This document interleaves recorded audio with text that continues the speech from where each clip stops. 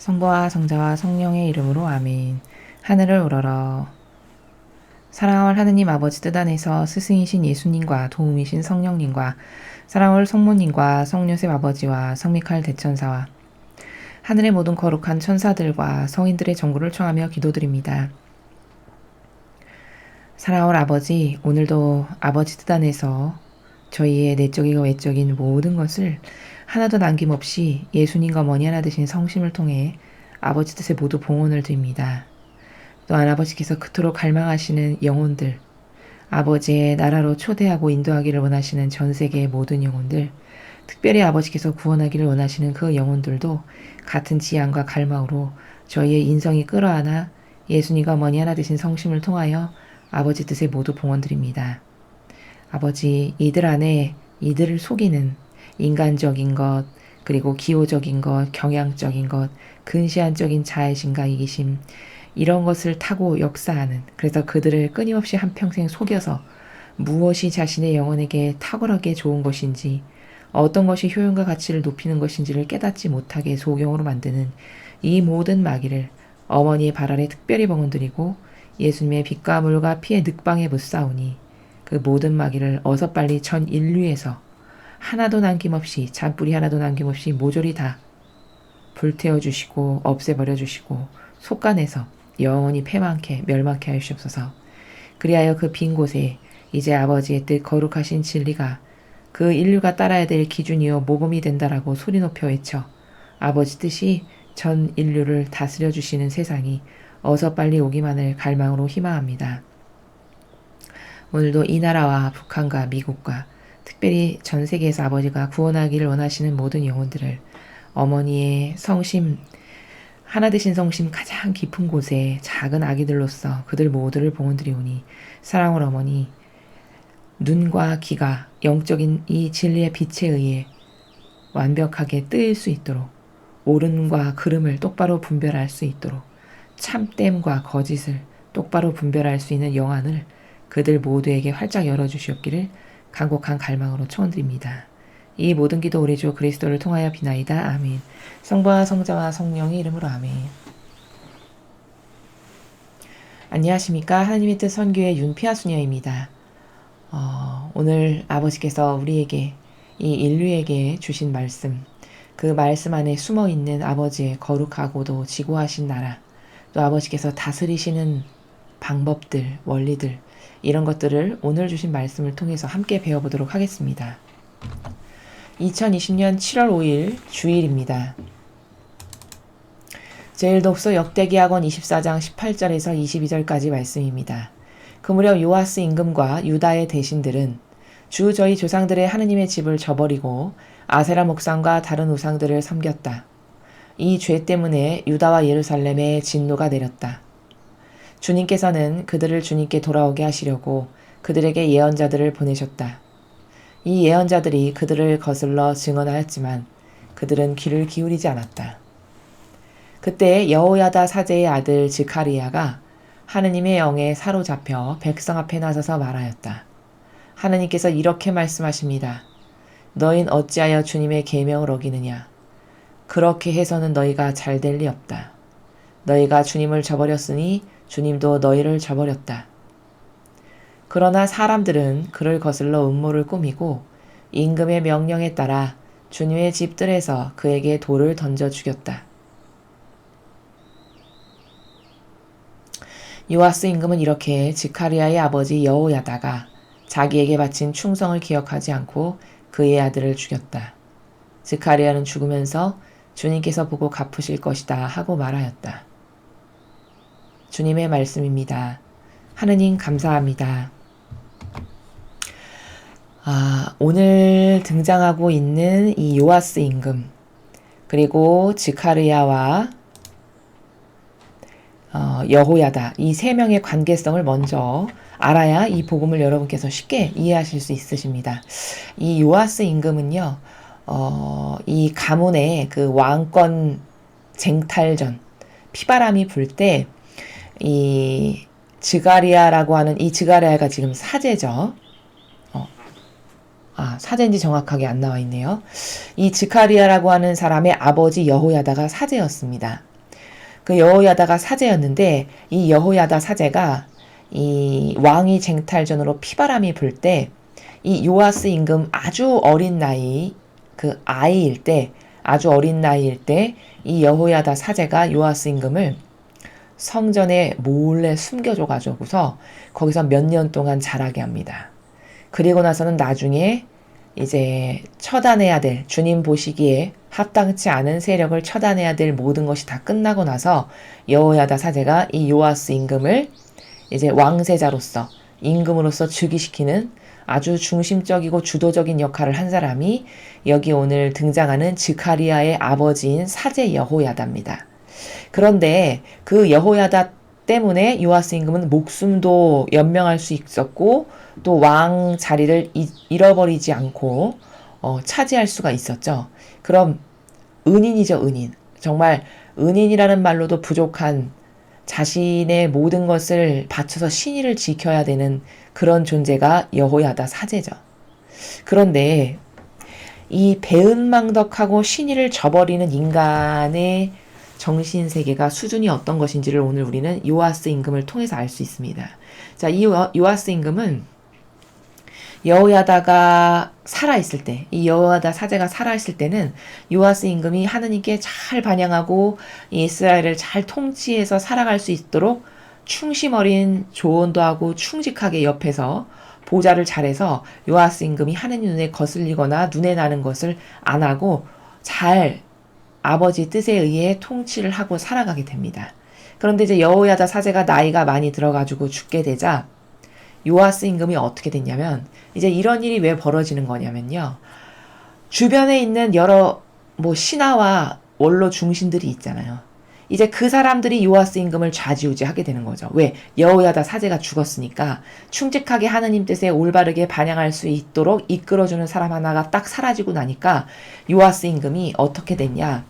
주변에 있는 충직한 간신배와 그 수많은 그 원로들 있죠. 그 사람들이 요아스 임금을 자기 멋대로 요렇게 요리하면서 근데 요리하는 대로 끌려가요. 요아스 임금이. 그래서 여기 보면 아세라 목상 여기 보니까 조상들의 하느님의 집을 저버리고 아세라 목상 다른 우상을 섬기게 됐다라고 나오죠. 이게 왜일까? 이 여호야다 사제가 죽고 나니까 이제 요아스 임금이 여기 대신들이라고 나옵니다. 유다의 대신들. 이 대신과 옆에 있는 간신배들에 의해서 좌지우지되는 그런 왕이 된 거예요. 그래서 그들이 무슨 말하면 귀가 솔깃해서 그 말에 우르르 끌려가서 쫓아서 하고 그들이 또 이런 말하면 아 그게 맞는 것 같아. 우르르 끌려가서 그것에 의해서 움직여지는 이런 임금이 돼버리고 맙니다.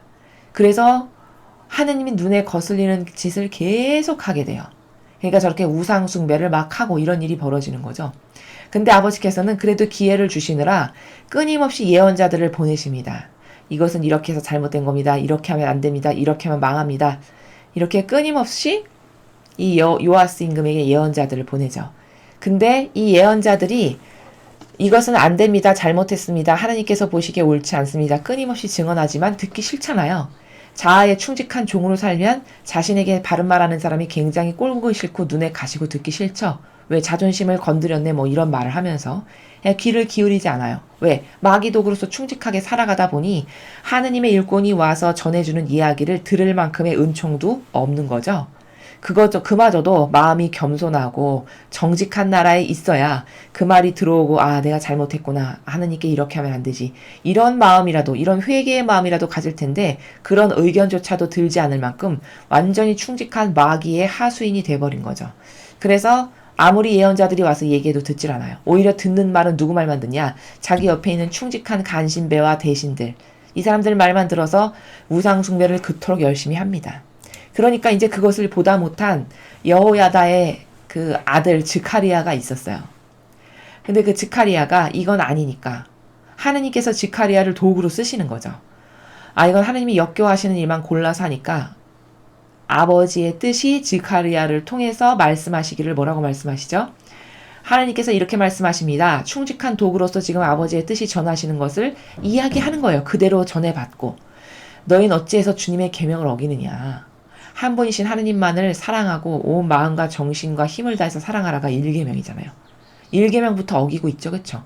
사랑은커녕 배은망덕과 모욕을 매일같이 드리며 우상숭배를 열심히 하고 있죠.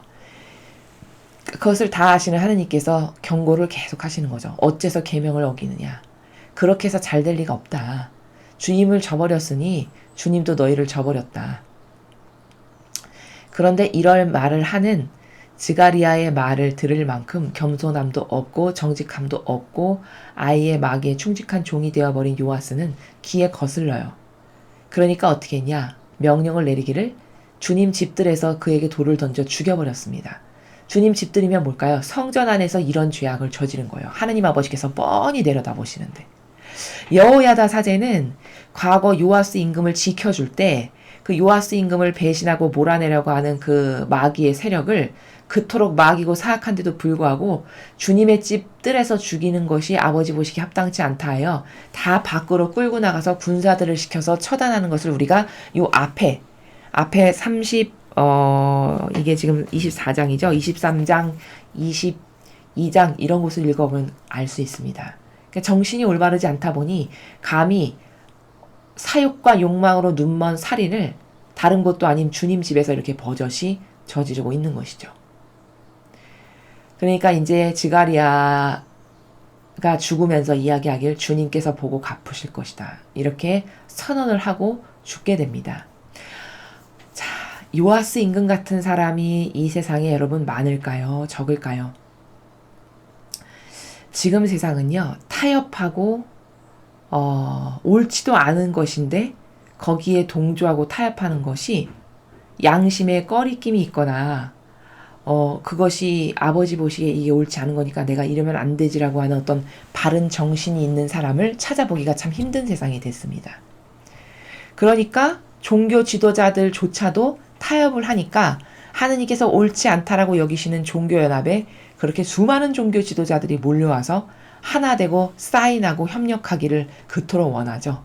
이게 다 뭘까? 올바르지 않은 것, 즉 주님의 진리에서 바라보시기에 옳다라고 정의하시는 공정과 정의가 아닌 것에 이렇게 수많은 사람이 모든 사람이 존경에 맞지 않는다고 하는 종교 지도자들까지도 다 타협하고 변절하고 신의를 꺾어버리고 다 배은망덕한 이런 인간이 되었는데 자신이 그런 인간인지 깨닫지도 못할 뿐더러 그런 것에 의해서 부끄럽거나 회개할 기본 양심도 갖춰져 있지 않은 이 정도로 타락하고 이 정도로 형편없는 인간의 순이 되었음을 우리는 지금 우리가 살아가는 이 현 시대에서 발견할 수 있습니다. 예전에는 여러분 과거 시대에는 이런 게 있었죠. 그 정치 세력도 내가 보수다. 그럼 절대 보수가 아닌 세력하고 타협하지 않습니다. 그게 자존심이었죠. 예전의 어르신들의 사고방식의 나라는. 그러니까 최소한의 지킬 것을 지키는 것을 자부심으로 여기는 사고방식이 있었습니다. 근데 지금은 어떤가요? 우파다 좌파다에서 여러분 당이 있지만 우리나라에 그 우파라고 하는 당이 올바르게 나라만을 위하고 국민만을 위한 것에 반영하든가요? 아니면 타협과 협력과 동조로서 사이길을 타면서 가운데 중도의 노선을 타면서 자신들에게 이게 이익이 되면 얼른 오른쪽으로 가고 좌측이 이익이 되는 것 같으면 얼른 좌측과 협력하는 것을 아주 빈번하게 비일비재하게 보는 거죠. 국민들이 왜 우파 정당에다가 표를 많이 안 주고 거기 실망할까? 이런 모습에 신물이 나는 겁니다.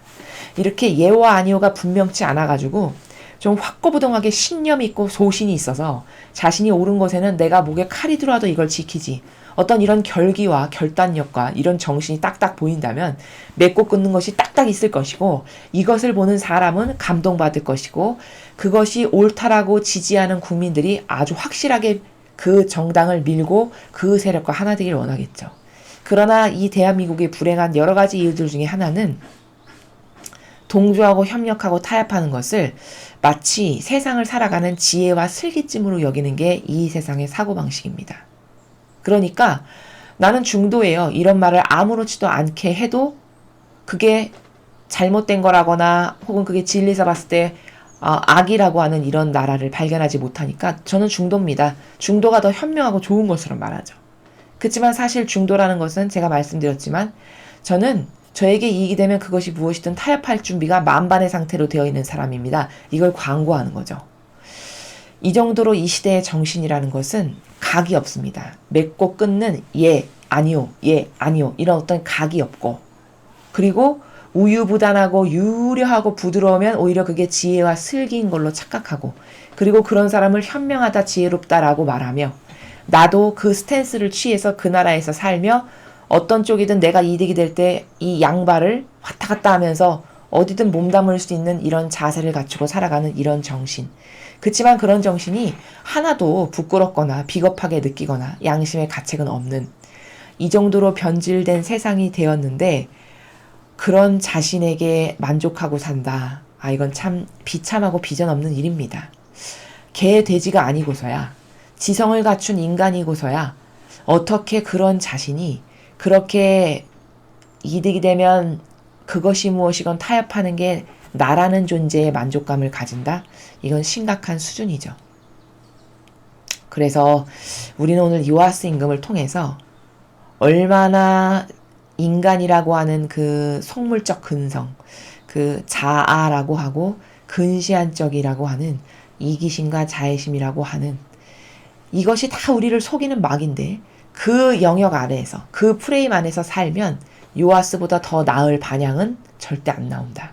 요아스와 별반 다르지 않은 대동소이 비등비등한 나라에서 그냥 조금씩 종류가 다른 악취를 뿜어대고 살아가고 있는 것 뿐이다. 그치만 자기가 깨닫지 못하는 것 뿐이다. 이것을 여러분에게 강조해서 말씀드리고 싶습니다. 그래서 하느님께서는요, 예, 아니면 아니요, 두 가지만 하거라. 가운데는 다 악에서 나온 것이다. 이렇게 말씀하셨습니다. 그게 뭘까? 그게 정신세계의 차원이 아버지 앞에서 진리에 비추어 봤을 때 옳은 것은 예, 아닌 것은 그것은 아닙니다. 틀렸습니다. 아니요. 이 두 가지 말고는 다 우유부단하고 교묘하고 유려한 마귀에게 속아서 살아가는 나라임을 깨닫게 하시는 거거든요. 그래서 이 속성을 잘 보면 여러분, 바오로 사도가 왜 수많은 사람 중에 선택되었는가? 아니, 바오로 사도보다 착한 사람도 얼마나 많습니까? 바오로 사도가 얼마나 악독했어요. 주님의 백성을 그냥 눈에 보이는 족족 잡아 쳐넣고 감옥에 넣고 박해해서 죽이고 이런 거에 앞장섰던 사람이잖아요. 그럼 하나님은 그 시대에 일꾼이 그렇게 없어서 바오로 사도를 선택하였는가? 그 사람을 갖고 있는 속성이, 그 사람이 하느님을 사랑하는 것에 대한 오해가 있어서 방법이 잘못되었을 뿐이지, 그 바오로 사도가 가지고 있던 근성과 속성은 예와 아니오가 아주 명확하게 확실했던 거죠. 아니오라고 생각하니까 아주 그 누구보다도 열정적이고 적극적으로 맨 앞에 나서서 하느님의 그 백성들을 잡아들이잖아요. 이게 뭘까? 이게 아니오의 속성에 있는 사람이에요. 근데 그 아니오가 완전히 틀렸다라고 세상은 말하잖아요. 아닙니다. 하느님의 관점에서, 아버지의 통치의 원리에 있는 나라에서 보면 그 아니오가 차라리 교묘하고 유려한 가운데를 타는 중도보다 천만배 억만배 뛰어난 속성이에요. 왜냐? 그 아니오는요, 그 에너지를 여기 선한 데다만 갖다가 전환만 시키면 이 선한 것에서도 이 악할 때 튀어나왔던 에너지 못지않게 강한 에너지로 발산이 돼서 아버지를 하는 데 있어서 목숨을 걸고 하는 에너지로 전환이 되겠죠. 이래서 예, 아니면 아니요, 두 개만 해야지 가운데는 다 막이다는 게 바로 이래서 말씀하시는 겁니다. 우리는 왜 저렇게 요아스처럼 배은망덕하고 신의를 저버리는 인간이 되냐? 그것은 다 자아 안에서 살고 근시안적인 이익, 요렇게 하면 나에게 이득이 될 건데 요걸 버리기가, 포기하기가 싫어. 그래서 가운데서 협력하고 동조하고 타협하고 왔다 갔다 하는 이런 자세를 취하는 거잖아요. 근데 예와 아니오의 정신으로 완전히 무장돼 있다. 그럼 그 가운데를 타는 나라 자체를 살지 않습니다. 아닌 것은 아니고 예인 건 예인 거지. 이런 나라에서 살지, 그 가운데에서 어떤 기회를 노려서 양옆에 어떤 것을 내가 탈까, 이런 스탠스 자체를 갖지 않죠. 이래서 요아스와 별반 다르지 않은 우리, 이 인류, 그렇게 하느님께, 이런 사람에게도 신의를 못 지키는데, 여러분 생각해 보십시오. 이 요아스 임금이 눈에 보이는 여호야다 사제에게도 신의를 똑바로 안 지켜서 그 아들을 이렇게 비참하게 죽여버리잖아요. 게다가 잘못한 것도 없고 하느님의 말씀만 전했을 뿐인데, 죄도 없는데, 그럼 이렇게 사람에게도 신의를 못 지키는데 이 요아스 임금을 두고 아버지께서 그래, 너는 나에게 신의를 지킬 아들이지, 이렇게 믿으실까요? 절대 안 믿으시겠죠. 그것을 성경에서는 이렇게 말씀하세요. 너가 눈에 보이는 사람도 사랑하지 않는데 어떻게 보이지도 않는 나를 사랑하겠니? 이렇게 말씀하시죠. 이게 똑같은 나라입니다. 눈에 보이는 사람에게도 충직할 수 없고 그에게도 신의를 지킬 수 없고 그에게도 하나가 될 수 없는데 어떻게 보이지도 않는 하느님과 예수님과 어머니와 완벽하게 하나 되고 일치되고 용해된 나라에서 살아가는 그 능력과 그 지력이 나오겠습니까? 불가능하죠. 보이는 것에서도 구현이 안 돼봤는데 보이지 않는 건 더 막연할 거 아니에요. 그러니까 이런 것은 믿지 않으신다는 거예요. 하느님 아버지께서. 이런 사랑은 백날 입 아프게 사랑합니다. 주님 사랑합니다. 이 말 해봤자 하느님이 거기에 큰 기대를 안 하신다는 거죠. 그럼 나는 과연 요아스와 같은 나라에서 타협하고 협력하고 동조하는 이런 비겁한 인간으로 살아가는 존재인가? 지금 나의 신앙과 내가 살아가는 정신의 세계의 나라는 아니면 바오로 사도나 성모님이나 예수님 같이 그렇게 예와 아니오가 너무나도 명확하고 뚜렷하고 명백해서 감히 어떤 마귀도 그 나라에 가서는 끼어들어서 꼬드길 수가 없는 이런 나라에서 살아가고 있는가? 내가 나에게 보내주고 맡겨주신 내 가족, 내 남편, 내 친척, 이웃, 친지들 이런 사람들에게도 신의를 못 지키고 그런 사람들에게조차도 배은망덕하다면 어떻게 나는 신앙생활을 잘하고 있는 신자야. 난 하느님께 충직해. 이런 것을 어떻게 고백할 수 있으며 하느님이 그것을 과연 믿으시겠는가? 그런 사람의 인격과 그런 수준의 고결성을 과연 나의 것으로 할 수 있겠는가? 이런 것에 대한 냉정한 그리고도 명확하고 명백한 고찰이 필요할 때입니다. 그래서 그런 자신이 마음에 안 든다면 그런 나를 받아들일 수가 없다면 과감히 고쳐야 되겠죠. 버릴 것을 과감히 버려야 되겠죠.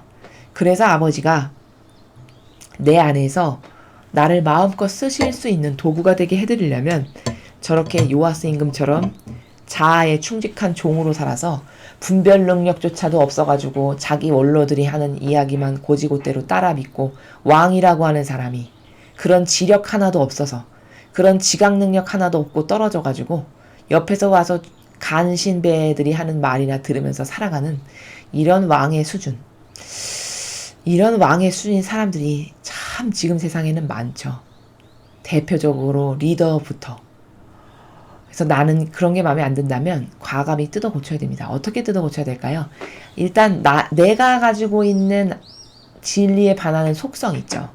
아버지 보시기에 옳지 않다라고 여기는 그런 속성들. 진리의 나라에서 이런 건 없네. 내가 지금 거꾸로 하고 있네. 이런 것들. 이걸 과감히 뽑아버릴 줄 알아야 됩니다. 뽑아버리는 것은 갈망으로 기도하는 가운데 그것이 내가 진짜 원치 않고 옳지 않다라는 인식을 똑바로 해서 자꾸 그것을 안 해야 되는 거죠. 그것을 끊어버려야 되는 거죠. 이렇게 해서 새 경향의 길이 나게 해야 되는 거죠. 그럼으로써 신적인 것, 신성, 아버지의 뜻 이런 것만이 유일무이한 기준이고 희망입니다라고 끊임없이 고백드리고 마음으로 갈망하면서 살아가는 이것을 구축할 때만이 요아스처럼 이렇게 속아서 자아와 인간적인 것에 속아서 배은망덕하고 신의를 저버리는 이런 인간으로 하느님 앞에 살지 않을 수 있다. 끊임없이 내 것을 내어드리고 끊임없이 나를 돌보지 않는 것 끊임없이 아버지와 예수님과 어머니의 이득만을 돌봐드리는 그런 내가 되는 것 이런 다양한 방법들을 통해서 우리는 요아스에게 다가온 마귀 배은망덕하고 은혜 갚을 줄 모르고 신의를 저버리는 이런 마귀에서 그때서야 해방될 수 있다. 이것을 말씀을 드립니다. 자, 다음으로 오늘 주신 제2독서 말씀 함께 보시겠습니다. 제2독서 사도 바울의 로마서 5장 1절에서 5절까지 말씀입니다. 형제 여러분, 믿음으로 의롭게 된 우리는 우리 주 예수 그리스도를 통하여 하느님과 더불어 평안을 누립니다. 믿음 덕분에 우리는 그리스도를 통하여 우리가 서 있는 이 은총 속으로 들어올 수 있게 되었습니다. 그리고 하느님의 영광에 참여하리라는 희망을 자랑으로 여깁니다. 그뿐만 아니라 우리는 환난도 자랑으로 여깁니다. 우리가 알고 있듯이 환난은 인내를 자아내고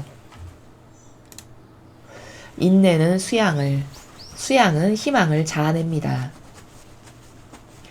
그리고 희망은 우리를 부끄럽게 하지 않습니다. 우리가 받은 성령을 통하여 하느님의 사랑이 우리 마음에 부어졌기 때문입니다. 주님의 말씀입니다. 하느님 감사합니다. 자, 여러분 오늘 이 독서에서 지금 바오로 사도가 하고 있는 건 뭐냐면 이게 바로 찬미입니다. 하느님께 대해 찬미를 드린다는 게 바로 이 나라예요. 우리는 보통 이 잘못 길들여진 게 있어서 찬미다 그러면은 찬송가 틀어놓고 박수치면서 성가 부르고 뭐 아멘 아멘 알렐루야 뭐 이렇게 하는 것만을 찬미라고 여겨요. 근데 찬미라는 것은요 근원적으로 그 본질의 원리가 뭐냐면 하느님의 이런 위대하심 이런 다양한 업적 내 아버지가 왜 훌륭하시고 왜 퍼펙트하고 완벽하신지를 끊임없이 밝히고 칭찬해드리고 그것을 긍정하고 이러는 거 이런 게 다 찬미의 나라입니다. 그러니까 냉정히 말하면 바오로 사도는 지금 수준 높은 찬미를 하느님께 드리고 있는 거죠. 어떤 수준 높은 찬미냐? 그 찬미도 수준이 천차만별로 다양한 게 뭐냐면 어떤 찬미는 1단계 찬미는 이런 거죠. 은총 받았네 이러면서 막 기뻐하면서 박수치면서 노래하는 거. 이건 하느님께서 나에게 무슨 기적을 베풀어 주는 게 너무 기쁘고 좋고 행복해. 그래서 아멘 알렐루야 이러면서 노래하는 바로 이게 1단계 찬미의 나라입니다. 이게 잘못됐다는 말이냐? 아닙니다. 찬미도 수준을 자꾸 업그레이드 시킬 필요가 있는 거죠. 이것은 기적을 봐서 너무 기쁜 영혼이 나에게 하느님께서 역사하신 것을 깨닫고 발견하고서는 너무 기쁜 영혼이 자신도 모르게 막 노래 부르면서 하나님을 찬미하는 나라가 바로 지금 제가 말씀드린 1단계의 나라예요. 이것도 찬미입니다. 근데 지금 바오로 사도가 하는 찬미는 뭐냐면 그 좋은 것만을 그 하느님의 자비적 측면만을 강조해서 말하는 것이 아니라 고통을 통해서 영광을 받게 될 측면을 이야기하고 있어요. 고통을 예수님과 어머니처럼 사랑함으로써 그 고통을 통해서 하느님께 영광이 되고 주변의 수많은 사람들에게 고통을 사랑하면서 맺은 열매의 효용과 가치를 깨닫게 하고 또 예수님과 어머니의 모범이 어떤 것인지를 밝히고 그 모범이 왜 탁월하고 아름답고 거룩한 건지를 깨닫게 하는 바로 그 고통을 통해서 하느님의 영광이 드러나는 그 나라를 찬미하고 있습니다. 그러니까 이렇게 얘기하잖아요. 그뿐만 아니라 우리는 환난도 자랑으로 여깁니다. 자신이 이방인의 사도라는 별칭을 얻고 있잖아요. 그렇게 수많은 곳을 돌아다니면서 복음을 전했습니다. 바오로 사도가. 근데 그때마다 환난이 엄청 많았죠. 바오로 사도에게도. 매도 수십 대 맞고 돌무대기도 엄청 많이 맞고 그래서 죽기 직전까지 간 적도 숱하게 많고 집어 던져진 적도 있고 이 고장에 왜 왔냐고 이런 수많은 박해와 환난을 받죠. 근데 그걸 자랑으로 여긴대요. 오, 그런 박해와 환난을 자랑으로 여길 수 있는 수준이에요. 정신세계가. 그럼 뭘까? 이거는 참 정신세계가 굉장히 예수님과 어머니를 많이 닮은 고도적인 정신세계라고 이 부분에서 볼 수 있죠. 자, 그렇게 자기는 환난을 자랑으로 여기는데 환난은 인내를 내고 환난을 계속 박해를 계속 받아. 계속 공격을 당해. 그러면 그것을 이겨내기 위해서 인내를 끊임없이 아버지 뜻대로 하게 되죠. 그렇죠? 그리고 그 인내를 계속 반복적으로 하다 보면 이게 수양이 돼서 갈고 닦이죠. 덕을 쌓는다라고 세상 사람들이 말하는 것처럼 수양이 된다는 거예요. 그럼 그렇게 아버지의 뜻 안에서 예수님과 어머니의 정신세계로 덕이 계속 쌓이다 보면 그러면 희망하게 돼요. 어떤 희망? 아, 나도 예수님과 어머니처럼 죽어야지. 한평생의 내 삶의 목적성이 난 도대체 뭐 하나를 이루고 죽을 건가? 이것을 생각해 봤을 때 아, 나의 죽음이 저렇게 예수님과 어머니와 같은 죽음이었으면 좋겠다. 그래서 인류를 구하고 내 주변에 있는 사람을 구하고 하느님께 영광을 드리는 이런 엄청난 효용과 가치를 양산하는 죽음이 되면 얼마나 좋을까. 이런 것까지도 희망하게 되는 바로 이런 단계의 절차를 바오로 사도가 지금 환난도 자랑으로 여긴다라고 핍박도 자랑으로 여긴다라고 말하는 나라가 바로 그런 나라입니다. 즉 지금 이 찬미 드리는 나라는 고통과 핍박과 그리고 그 모든 치욕과 모욕을 통해서 자신의 영혼이 성숙해지고 있고 그 성숙함이 점점 예수님과 어머니를 닮아가고 있음을 깨닫고 발견하는 바오로 사도가 더 많이 닮기를, 더 많이 하나 되기를, 더 많이 발견해서 더 용이 되기를 갈망하는 바로 그런 나라에서 지금 아버지께 찬미를 드리고 있어요. 그러니까 여러분도 이런 고통에 동참하십시오. 여러분도 이런 하나됨에 여러분도 와서 하나 되십시오. 이런 것을 지금 권고하고 있고 깨닫고 하고 있고 증언하고 있는 거죠. 그래서 이것이 수준 높은 찬미다. 어떻게 하면 고통을 피해 달아날까가 세상 사람의 대다수의 99.999%의 세상 사람의 관심사는 어떻게 하면 한평생 고통 안 받고 좀 편안하게 살까. 편안하고 안락하고 먹고 마시며 즐기면서 노후를 어떻게 보낼까. 이게 세상 사람의 관심사잖아요. 근데 예수님과 성모님의 정신세계는 정반대셨죠. 돌아가시기 직전까지도 어떠셨냐? 어떻게 하면 아버지 뜻을 내가 조금 더 많이 이룰까? 어떻게 하면 아버지가 더 기뻐하실까? 저 영혼 하나라도 더 구하면 아버지가 기뻐하시겠지. 여기에 온통 관심사가 있었습니다. 그럼 이건 세상 사람의 관심사하고는 엄청 완전 정반대의 나라죠.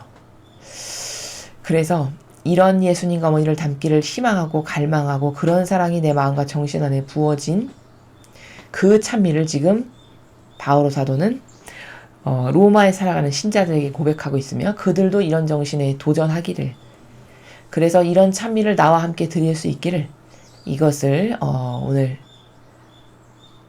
강하게 강조하여 이야기하고 있다는 것을 여러분에게 말씀드립니다. 자, 다음으로 오늘 주신 복음 말씀 함께 보시겠습니다. 마태복음 10장 17절에서 22절까지 말씀입니다. 주님 영광 받으소서. 그때 예수님께서 사도들에게 말씀하셨다. 사람들을 조심하여라. 그들이 너희를 의회에 덤비고 회당에서 채찍질할 것이다. 또 너희는 나 때문에 총독들과 임금들 앞에 끌려가 그들과 다른 민족들에게 증언할 것이다. 사람들이 너희를 넘길 때 어떻게 말할까, 무엇을 말할까 걱정하지 마라. 너희가 무엇을 말해야 할지 그때 너희에게 일러주실 것이다. 사실 말하는 이는 너희가 아니라 너희 안에서 말씀하시는 아버지의 영이시다. 형제가 형제를 넘겨 죽게 하고 아버지가 자식을 그렇게 하며 자식들도 부모를 거슬러 일어나 죽게 할 것이다. 그리고 너희는 내 이름 때문에 모든 사람에게 미움을 받을 것이다. 그러나 끝까지 견디는 이는 구원을 받을 것이다. 주님의 말씀입니다. 그리스도님 찬미합니다. 자, 오늘 주신 복음 말씀 굉장히 많이 들어보신 복음 말씀이시죠?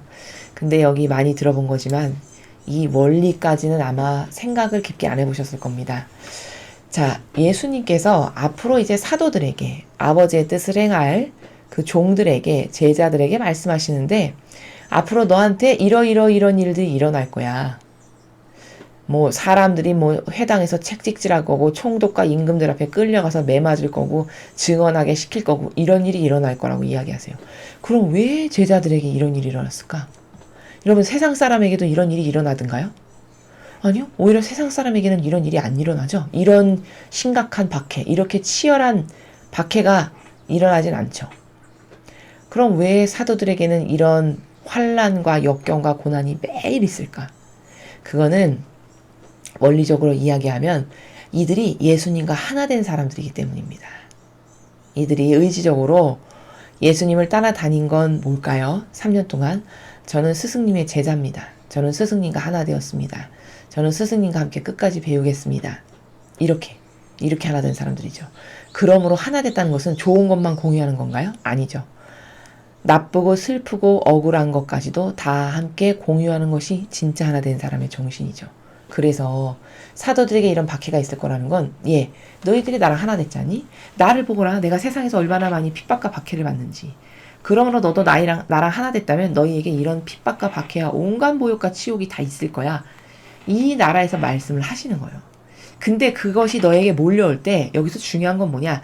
너는 어떤 정신세계에서 무엇을 추구하며 어떤 말을 해야 되는 상황인가? 너에게 도래한 상황이, 이것에 대해서 깨닫게 하세요. 근데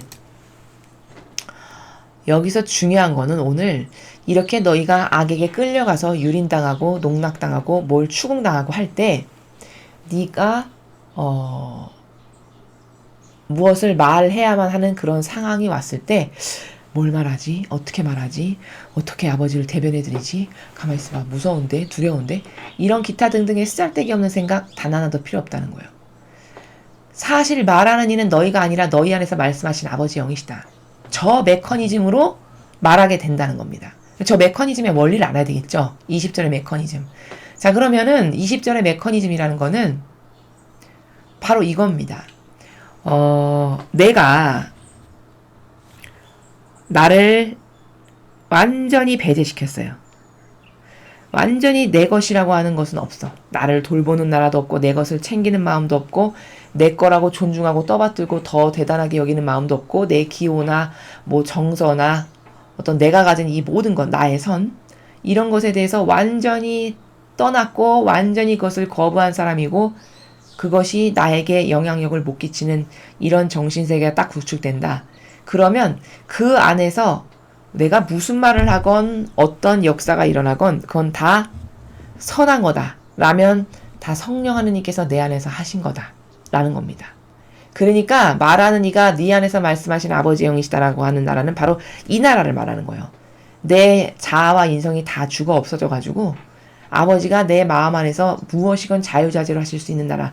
요 메커니즘이 딱 갖춰지면 요 프로세스가 딱 갖춰지는 영혼은 아버지가 싹 선택하셔서 쓰신다는 거죠.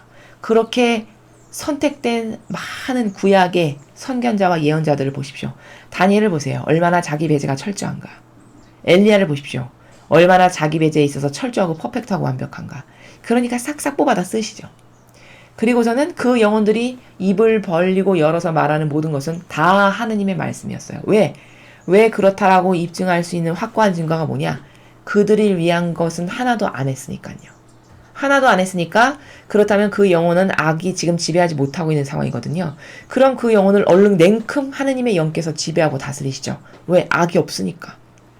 그러면 그 냉큼 지배하고 다스리시는 아버지의 영이 즉 성령 하느님께서 내 안에서 적재적소에 필요할 때마다 내가 굳이 머리 짜고 부여잡고 고통스러워하지 않아도 그저 의탁만 되어 있으면 내 것만 빼버리면 그저 아버지만이 가장 오르시니 아버지가 원하시는 것만을 하세요.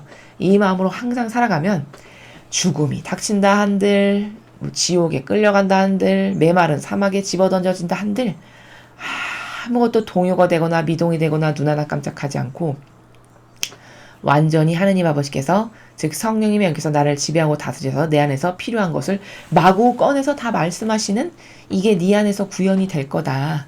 그러니까 걱정하지 말거라.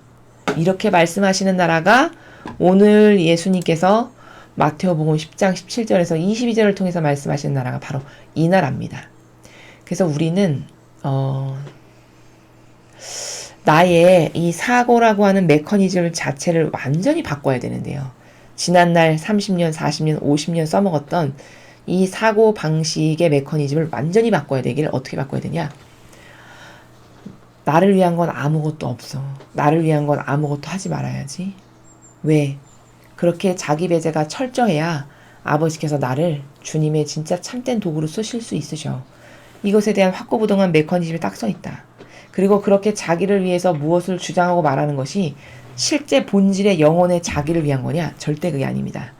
뭐를 내가 일촉즉발로 주장하고 옳다라고 이야기하는 것은 다 나의 이 겉에 보이는 근시안적인 소경적인 자애심과 이기심과 사욕과 욕망에 의한 것이지 절대 그게 하느님을 위한 거거나 이웃을 위한 거거나 뭐 사명을 위한 거거나 이런 게 아니라는 거죠. 그래서 나를 완전히 배제시키면 이 메커니즘대로 아버지가 나를 쓰시는데 나를 배제시킨다는 것, 즉 내 것을 하나도 안 쓴다.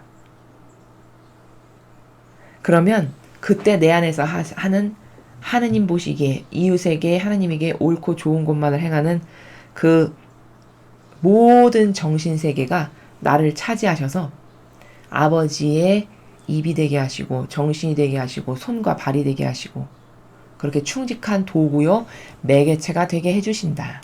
바로 그 메커니즘을 오늘 예수님께서 사도들에게 가르치시면서 절대 인간적으로 걱정하지 말거라. 전전긍긍하지 말거라. 너에게 엄청난 큰일이 닥친다 해도 그것을 어떡하지? 이런 인간적 걱정, 되뇌임, 인간적으로 어떻게 풀어보려고 하는 어떤 해결책 이런 거 다 필요 없고 오로지 너는 의탁만 되어 있고 너만 배제시키면 그것만 완벽히 되어 있으면 네 안에서 아버지가 그것이 무엇이 됐건 옛 것도 새 것도 마구 뽑아 쓰는 율법학자와 같이 마음껏 모든 걸 다 하실 수 있다. 너희는 그런 상태가 되거라. 그런 상태가 되어야 한다라는 것을 오늘 이 마테오 복음을 통해서 예수님께서 지금 제자들에게 가르쳐주고 계시는 그것을 여러분께서 함께 보셨습니다. 자, 우리는 일독서 요아스 임금을 보면 참 배은망덕하고 모욕적이고 신의를 밥 먹는 것보다 더 쉽게 꺾어버리는 이런 인간의 모습. 이게 비단 요아스에게만 있었던 게 아니라 현대를 살아가는 대다수의 영혼들의 모습인데 과연 그게 만족스러운가? 그것을 받아들일 건가? 나라는 사람이 그렇다는 것을 이 문제를 아주 심사숙고해서 잘 생각해 봐야 됩니다. 그리고 이 독서는 바오로 사도는 지금 하나님께 찬미를 드리고 있어요. 근데 그 찬미가 우리가 알고 있는 것처럼 저 노래나 부르며 물동이나 하며 그럼 그게 찬미가 아니다는 말이냐? 그것도 아닙니다. 그것도 물론 찬미죠. 근데 찬미의 수준과 질과 높이와 고결하고 효용과 가치가 끌어넘치는 찬미는 하느님이 우리에게 베푸신 것이 무엇인지를 찾고 많은 사람 앞에 이야기하고 밝혀서 그분의 영광이 드러나게끔, 그분이 많은 이들이 영광을 드리게끔, 많은 이들이 그분이 어떤 분이신지를 알고 깨달아서 거기에 하나 될 수 있도록 하는, 바로 이런 모든 나라가 다 찬미의 나라다. 바오로 사도는 찬미도 종류와 수준과 질이 있는데 매일같이 칭찬만 들어가지고 좋아 죽겠어서 나도 모르게 훌루랄라 노래가 나오는 이런 찬미의 나라를 하지 않고 있고, 자신에게 주어진 사명을 토대로 자신이 지금 사명을 수행하는 자로서 많은 경험과 여러 가지 상황을 마주하면서 깨달은 게 뭘까요? 예수님이 당하신 고통, 어머니가 당하신 고통, 그것을 내 것으로 여겨서 내 고통으로 받아들이면서 그래서 아버지께 영광을 드리는 바로 이런 찬미. 또 아버지가 우리를 위해서 베푸신 수많은 것들이 얼마나 아름답고 고결한 것인가, 이런 것을 밝혀드리고 칭송드리는 찬미. 그리고 예수님이 그렇게 고결한 희생을 하신 것, 나도 아버지를 사랑하니까 그런 희생을 내 거가 되게 해야지 라고 하는 이런 모든 것, 이게 다 아버지를 찬미하는 나라죠. 자, 그러면 고도적인 찬미는, 고결한 찬미는 고통을 사랑해서 고통을 울부짖고 갈망하는, 이게 가장 순도 높은 고결한 찬미가 되겠죠. 우리는 과연 아버지께 평상시에 어떤 찬미를 드리는가 생각해 보아야 될 문제입니다. 마지막에 어떤 것을 말할까, 무엇을 말할까 절대 걱정하지 말거라. 겉에 육으로 봤을 때 말을 하는 것은 네 이 육적인 너가 하는 것 같지. 근데 사실 네가 너를 완전히 배제시키고 네 자아를 안 따르는 것에 스킬이 생겨서 그렇게 살면, 그럼 네 안에서 선한 것, 즉 하느님이 좋아지고 이웃이 좋아지게끔 내가 행동하고 있는 그 모든 선한 것이 다 사실은 성령 하느님께서 하신 것이다. 역겨운 인성의 인간적인 그 인간이 한 것이 아니라, 그렇지만 인간은 착각하기를 그것을 내가 말했으니까 내가 한 거라고 여기기 참 쉽다. 이런 오해에서, 이런 불구자적인 사고방식에 속지 않아야 된다. 그것이 무엇이건 나라는 존재는 선과 악을 동시에 공존하고 있죠. 절대 선만 있지 않고 절대 악만 있지 않습니다. 두 개를 함께 가지고 있어요. 왜? 아담과 하와의 원죄로부터. 그러면 이 두 가지를 가지고 있는 내가 착하다? 이건 옳지 않죠. 이건 맞지가 않는 논리칙이에요. 두 가지를 짬뽕해서 갖고 있는 내가 착하다? 나는 절대 착할 수 없어요. 단지 나는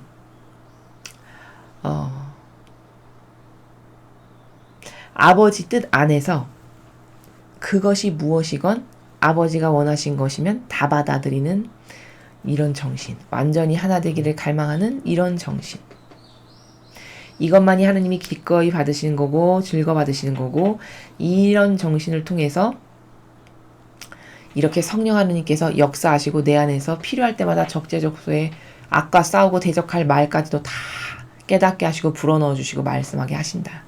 요것을 우리가 체험해 봐야 되겠죠. 이것은 특별한 지위, 수도자, 사제 이런 사람들만 되는 거 아닙니다.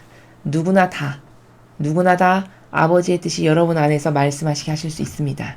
원리는 아주 간단해요. 나를 배제시키면 될 것. 내 자아를 따르지 않고 내 선과 내 기호를 완전히 이건 몹쓸 것이구나를 퍼펙트하게 인정해서 그것을 두 번 다시 똑같은 것을 반복해서 따르지 않을 이런 올바른 의지와 확고부동한 정신만 있다면, 그래서 그것을 버리는 것을 매일 한다면 하나님께서는 모든 영혼 안에서 다 각자에게 필요한 것을 통해 말씀하시고 임하시고 영광을 드러내신다. 이런 메커니즘과 이런 시스템이 내 정신세계 안에 구축이 되어 있는가? 라는 것을 오늘 하루 곰곰이 돌이켜 생각해 보시면서 만일 그렇게 구축이 되어 있지 않다면 나는 어떤 것을 앞으로 늘리고 어떤 것은 줄이고 어떤 것은 없앨 건가? 이런 과학적 사고 방식을 혼자 가만히 묵상하시면서 추상과 직관하시면서 깨달으시는 그리고 적용하시는 여러분들 되셨으면 좋겠습니다. 이상으로 2020년 7월 5일 주일 복음 해설을 마치겠습니다. 감사합니다.